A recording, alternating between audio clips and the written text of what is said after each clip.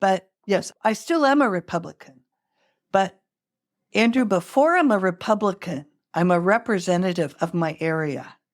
And so I don't think being a Republican should trump whether or not I'm doing the right thing for the majority of the people I represent. And I always try and keep that in focus, which is why I joined a coalition. Mm-hmm. And I think that I wasn't concerned about my next election as much as I was helping my constituents understand why I did what I did and how they were going to benefit from it. I got lots of negative feedback, and I got called a rhino, and I got called all kinds of things.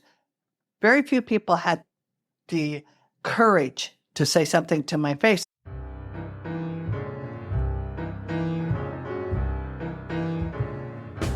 Welcome to the East Anchorage Book Club. I'm your host, Andrew Gray. The purpose of this podcast is to tell the stories of Alaskans of interest and importance. Today, our guest is Alaska State House Representative Louise Stutes of Kodiak. Louise is the former Speaker of the House and the current Minority Whip. We talk about her family's long history in Alaska, why she ended up in Kodiak, and how she initially got involved in politics.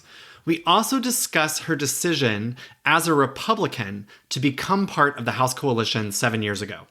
Well, Louise Stutes, welcome to the podcast. Oh my, I'm delighted to be here. I feel like I finally made it to be somebody. Tell us about your childhood. I grew up in Seattle, and I have a brother and a sister, and my mother raised us. My parents were divorced when I was the only kid that came from a divorced family. My mom was a hardworking gal, and she raised 3 kids. Did you have a relationship with your dad? Yes. And my dad's mother, who also lived in Seattle up on Capitol Hill, and we had a pretty strong family foundation because of that. Do you have any memory of your parents being together? Yep. You do? And all the screaming and hollering, you bet. Okay. I think that's something that a kid doesn't forget. Mm-hmm. How old were you when they got divorced? Let's see, I must have been about 7, maybe 8. 7 or 8. And of course, you still have your mom. She's pushing 99, so that's why I tell people, be nice to me. I got longevity. Yeah. So how long were you in Seattle for? Through high school. And then my dad was in Kodiak. His mother had several different businesses in Seattle, and she wanted my dad to go to work for her, and he wasn't too excited about it. So he was walking the piers down in Seattle, down by Pier 90 and down in there, and there was a crab boat that was going to Adak, and he was standing there looking at him, and somebody yelled up, "Hey, you want to go crabbing? We're going to Adak." And my dad said, "Sure." Got on the boat, headed up to Alaska. This was in about 60. Mm-hmm. And got off. A year after statehood. Yeah. Got off in Kodiak and never got back on. But what's interesting is he was raised in Alaska. My grandparents were school teachers up here in rural Alaska, White Mountain, Mary's Igloo, St. Michael's. And my dad's sister, who was older than he was. So is this like the 30s and 40s? Yeah, the 20s. 20s and 20s. 20s and early 30s.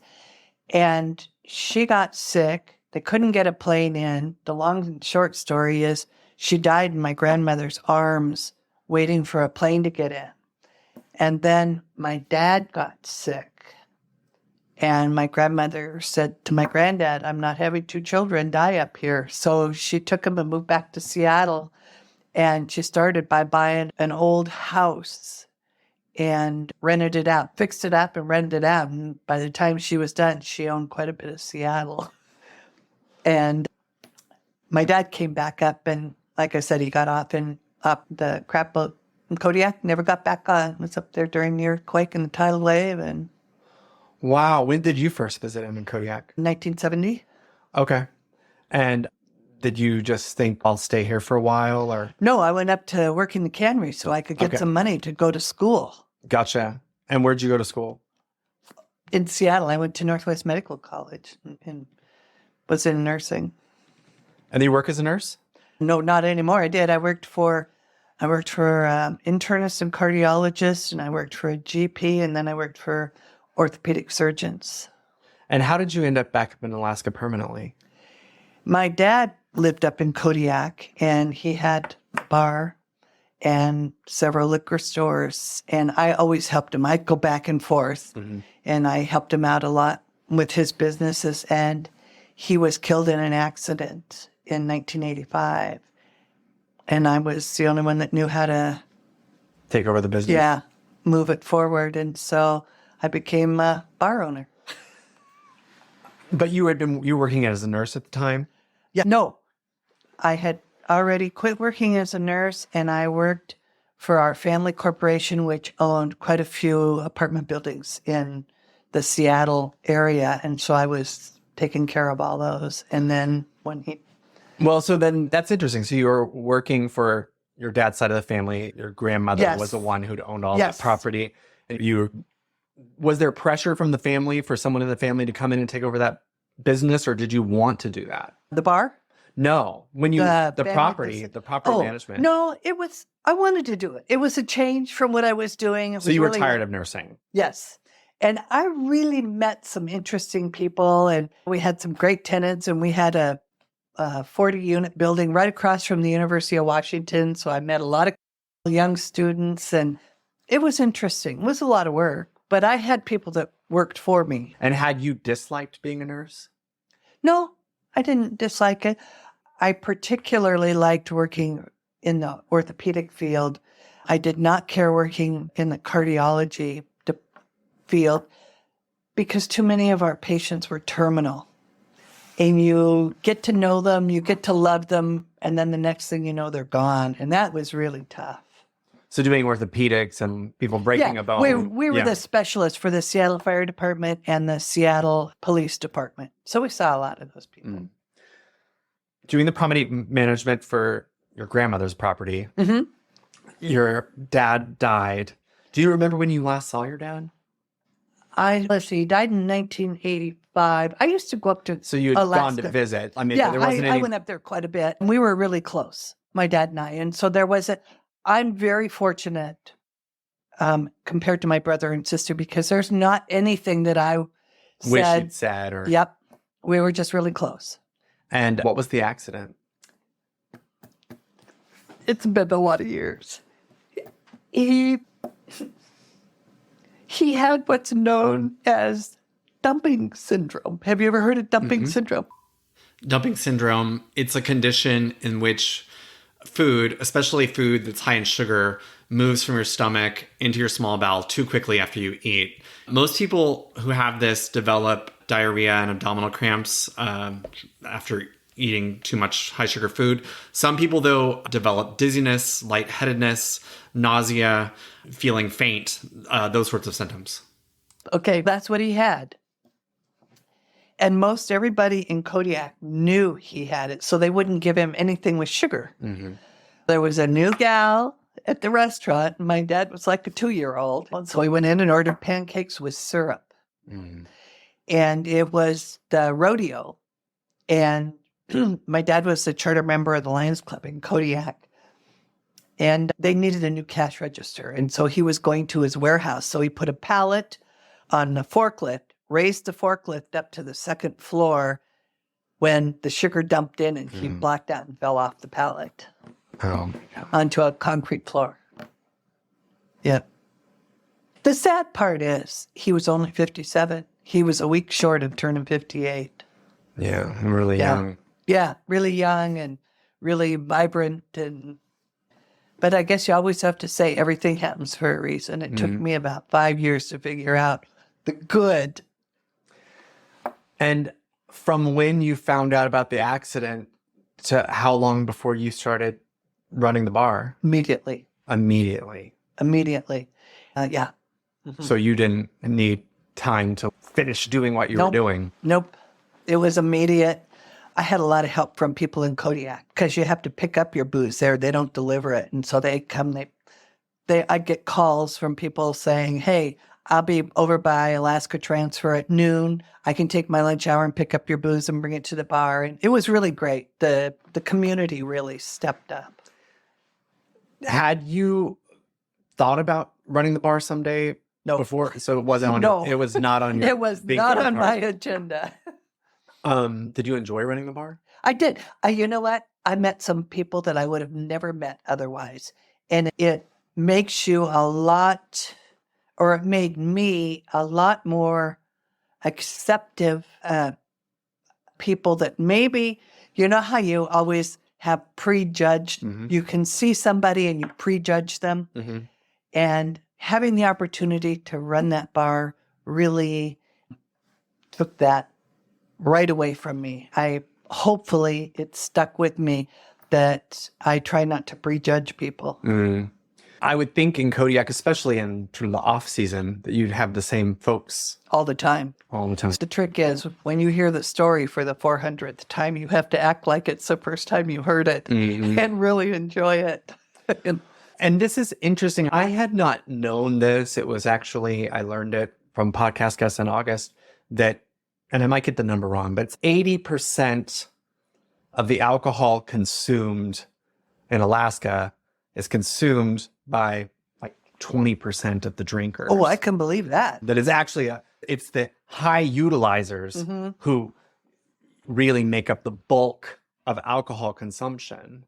And in that interview, she was saying there's no motivation for a bar owner to discourage their big fish, really. You know what I mean? In other words, Now, see, maybe. I think it depends on who you are. And I'll tell you an interesting story. There was a guy, Al's, I'll say is his first name, and his name was Doug. Great guy. I knew his mother. I knew his brother. I knew his family from Kodiak. And Doug was a drunk. And he would come in and one day he came in and I told him, I said, Doug, I'm not serving you anymore. What do you mean, Louise? I said, I'm not serving you anymore. You are a falling down drunk. And I don't want to be the one that has to call your mother and tell her Doug's out laying in the alley behind the bar, dead drunk. And I hope he's not really dead. I said, so if you want to get this drunk, Doug, find someplace else to do it. And about 4 years later, I guess it was, I was going down and I was getting on the ferry in Kodiak. And one of the guys tying up the ferry, and I looked at him and I said, Doug? He says, Louise. I said, is that you, Doug? He says, yeah. I said, what are you doing? He says, I've been working here for almost 4 years. I said, you got to be kidding me. Because the last time I saw him, he was in the bar. totally drunk. And he said to me, do you remember telling me that you weren't going to serve me because you didn't want to call my mother and tell her I was dead? I said, oh, yeah, I remember, Doug. You just got to do what you got to do. He says, I haven't had a drop to drink since that day. Wow. There's people that you see, I didn't mind serving people, but I just really tried to not encourage them. Excessive drinking. Yeah, or to make it a way of their life.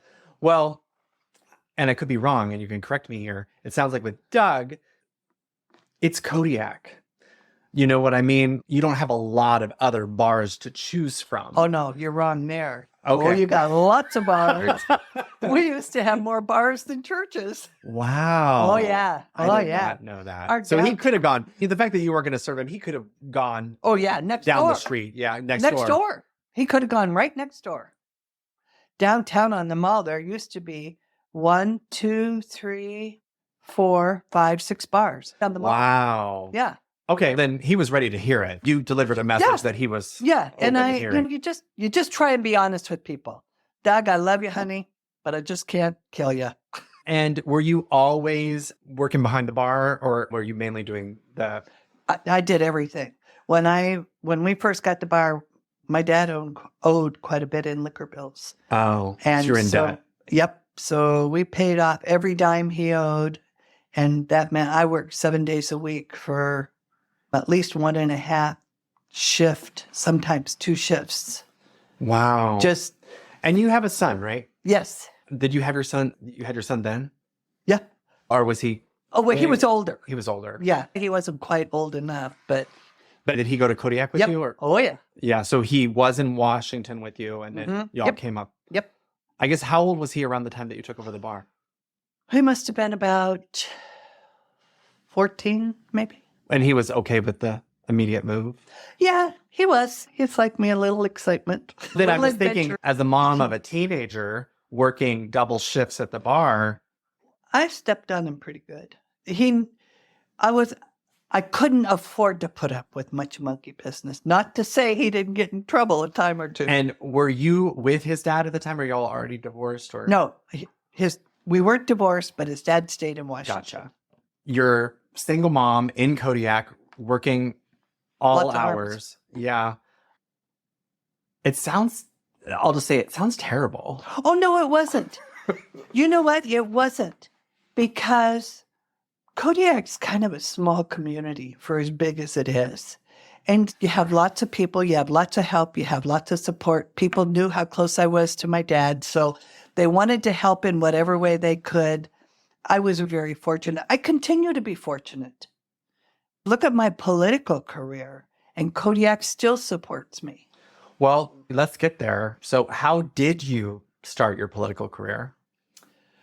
When I was in the bar, I was always pontificating, and people used to say to me, you need to run for the Borough Assembly. And I said, I will never run for the Borough Assembly as long as I own this bar, because people will think that I have some kind of ulterior motive. Mm-hmm. Then I sold the bar to my brother, and this attorney in town that I know, he comes in and says, I heard you sold the bar. And I said, yeah. He says, you're going to run for Borough Assembly now? And I said, I think I will.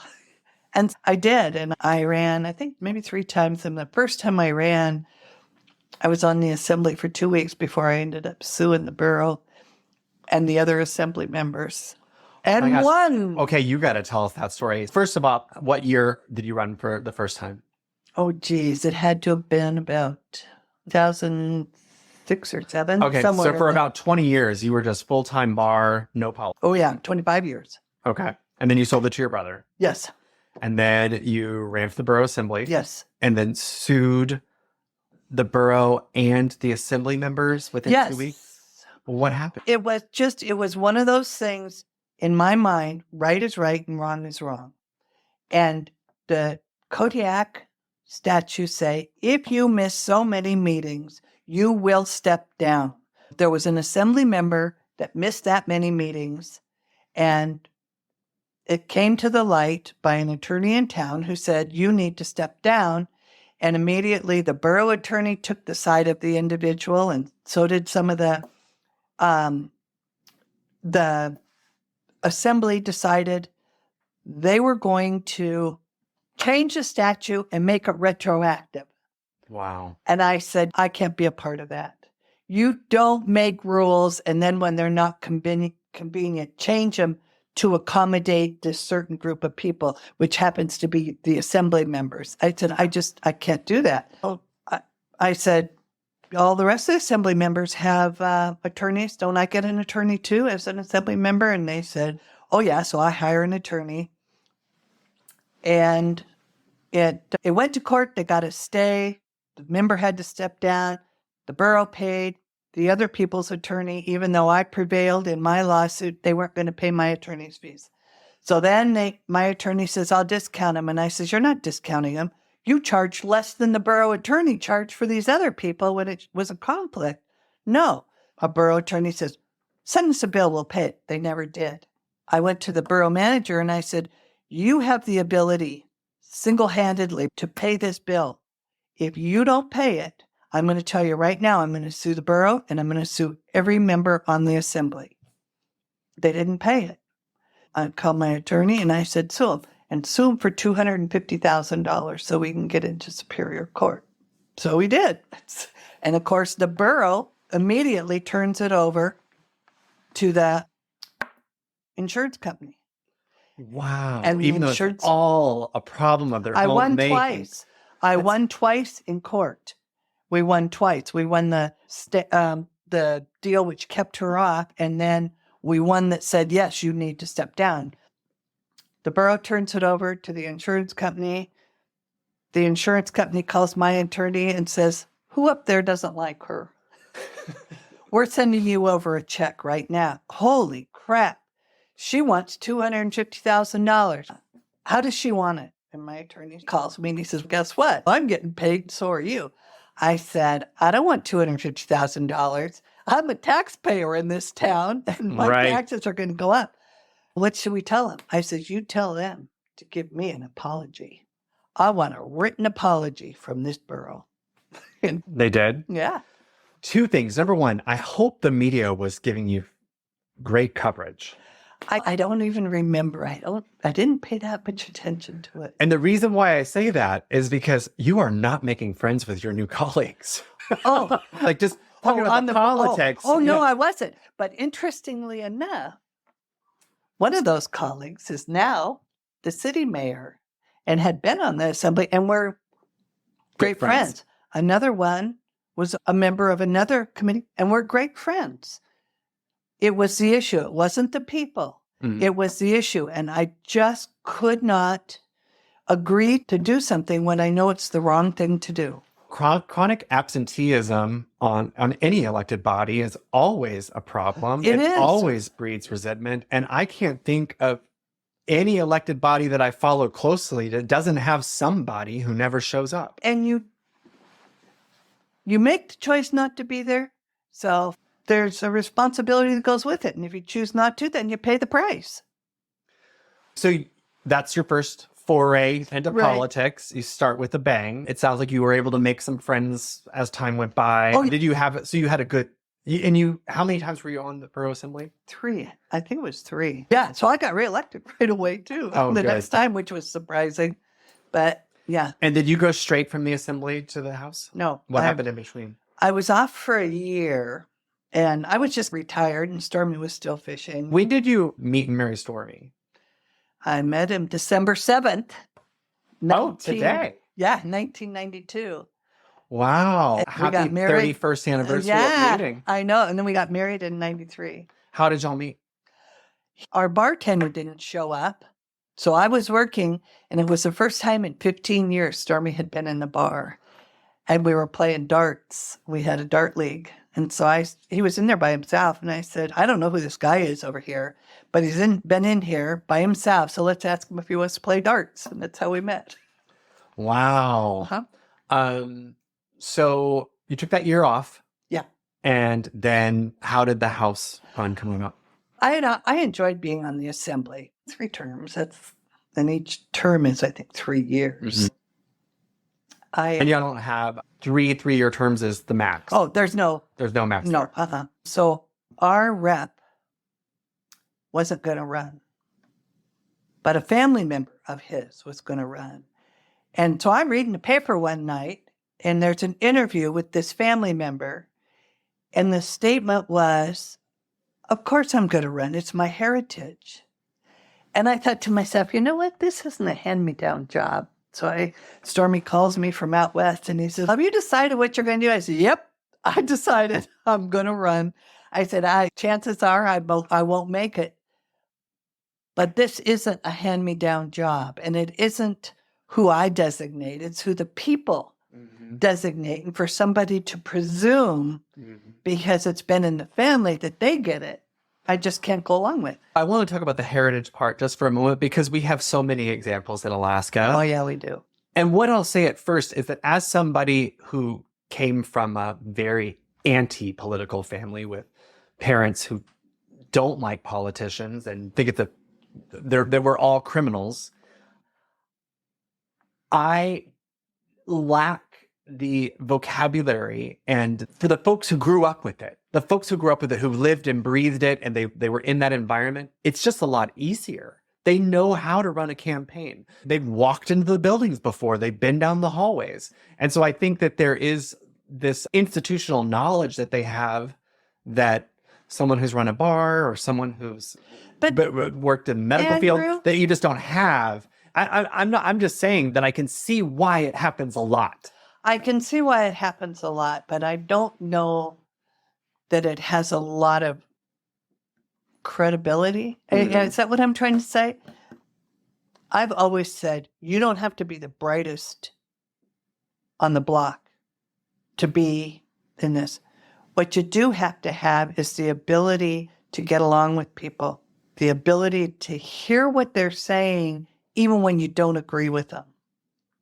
I think that's just critical. I think. And now I'll side with you. There's nothing that I despise more in a politician who is deciding what they're going to say or not say based on how it's going to affect their next election. And I think not always, but a lot of people who it's part of their family tradition, the family tradition is to get reelected. I think, and I'm speaking for myself now, as long as you believe in what you're doing and you believe you're doing the right thing, I think it's pretty easy. And I come from a pretty red area, basically. Yeah, and I want to talk about that. So you ran as a Republican, and at that time, you were part of the mainstream Republican Party. You were a mainstream Republican I still am. running in a red district. Yes. And so... I still am. But And did that person primary you? The one who said it was their heritage? And you beat them in the primary? Yes. And do you think it was because you run the bar for 25 years and knew everybody, or was it more because you made a presence on all of it? Yeah. I think it's a combination. But yes, I still am a Republican. But Andrew, before I'm a Republican, I'm a representative of my area. And so I don't think being a Republican should trump whether or not I'm doing the right thing for the majority of the people I represent. And I always try and keep that in focus, which is why I joined a coalition. Mm-hmm. And I think that I wasn't concerned about my next election as much as I was helping my constituents understand why I did what I did and how they were going to benefit from it. And I want to talk about why you did what you did, but how long did you serve before you joined that coalition? 1 term. 1 term. And were you in the majority? I was in the majority. And was that a good experience? It was an interesting experience. It was my first time. So it is what it is. Yes, it is what it is. But I felt that I had a better opportunity to represent my people. So you got reelected. Yes. And then there's no organization. You come back. Correct. Mm-hmm. And so your people are scrambling to try to pull together a majority any way they can find it. And that's when you made the choice. So tell us about your thought process into it. I didn't know enough to really have a significant thought process other than where can I go to help my communities? Mm-hmm. There was an established group of old legislators who were more interested in what they could do for their particular issue than they were what they could do for Alaskans. Now, I like to think that I want to do what I can for my district, but most of the time it affects Alaskans, all of Alaskans, sometimes more than not. Mm-hmm. But anyway, that's why I went to a coalition. Do you remember what your platform was when you ran the first time for the House? What your big issues were, what you said you wanted to do? I want to maintain a marine highway system and a healthy fisheries. That's what Kodiak survives on, and the Coast Guard. Mm-hmm. And you continue to be an advocate for that. Yeah. I love my district. I am so grateful for the people that have really stepped up to the plate. And, I've had both the chair of the Republican Party and the chair of the Democrat Party say, what can we do to help you, Louise? Mm. And berries and fish are nonpartisan issues. Right. They're local issues. And that's why I've always said, and I think personally, I think that's been part of our problem. We've got the parties taking over the common sense of the people. Mm-hmm. And in that first coalition, I was the whip, and I got pretty proficient at that. And did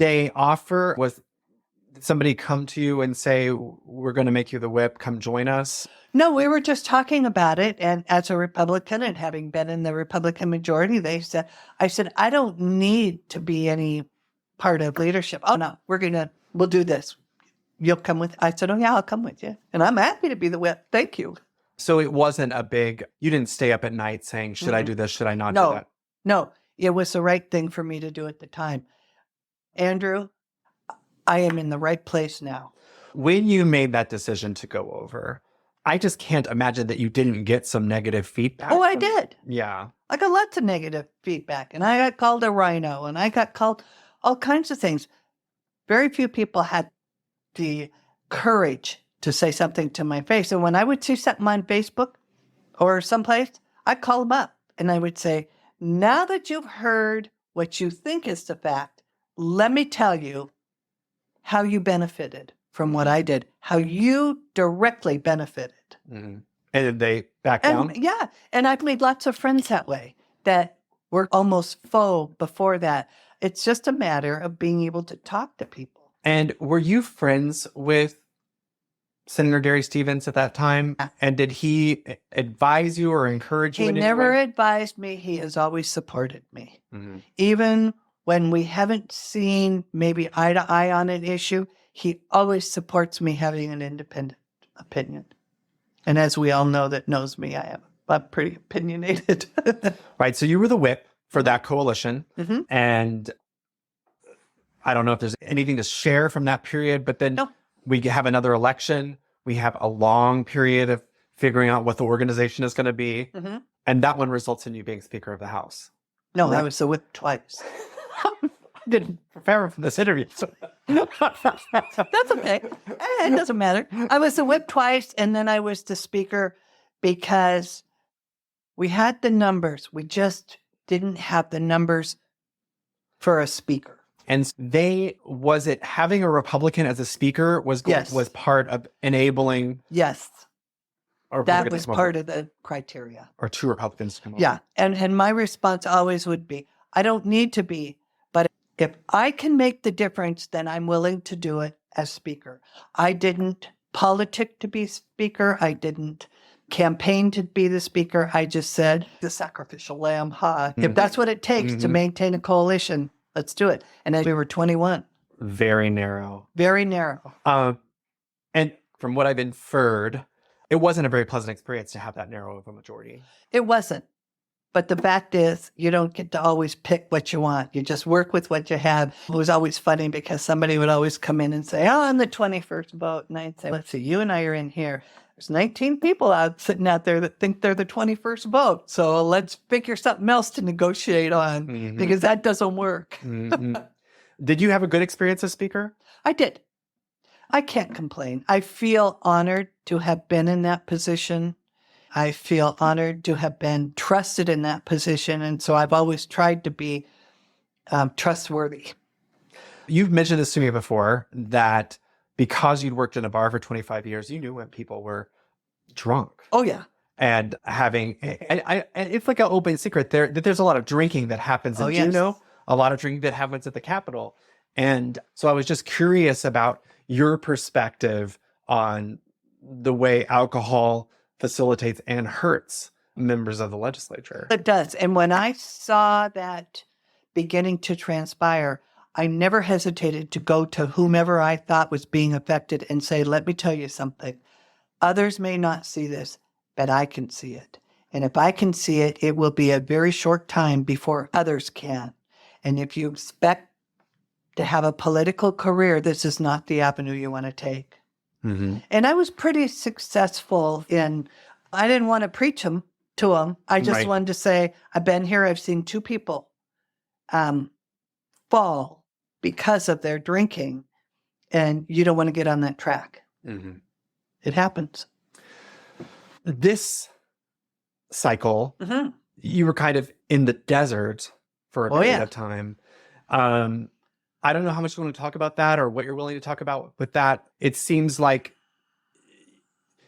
you were punished by the new majority. Oh, I absolutely was. Yeah. I mean, you have one of the smallest offices. Oh, yeah, I absolutely was. And I mentioned to one of the majority members now, so you give me this little baby office. Is that my punishment? And the response I got was a finger in my face. It says, you're exactly right. You're being punished. And I said, I love my little baby office.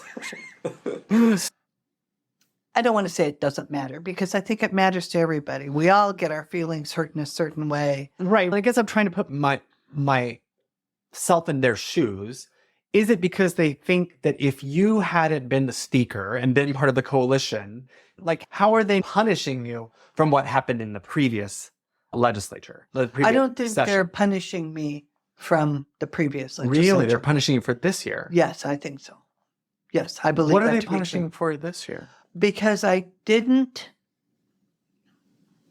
when I was offered to join them as speaker, I chose not to because of my personal, I don't know how to say it. I'm not a martyr and I'm not anything like that, but I'm not a good politician either. I think that when people support me, I want to support them. And I just didn't quite have that solid ground feeling. I think that there could have been a much larger majority, but politics played a huge part of it as opposed to contributing individuals. But when I was, part of the problem was, to be real honest, when I was negotiating and who I was negotiating with, under the presumption that I was negotiating through the minority leader with their individual, I was told very clearly, we're not taking any Democrats. We'll take independents and we'll take Republicans, but no Democrats.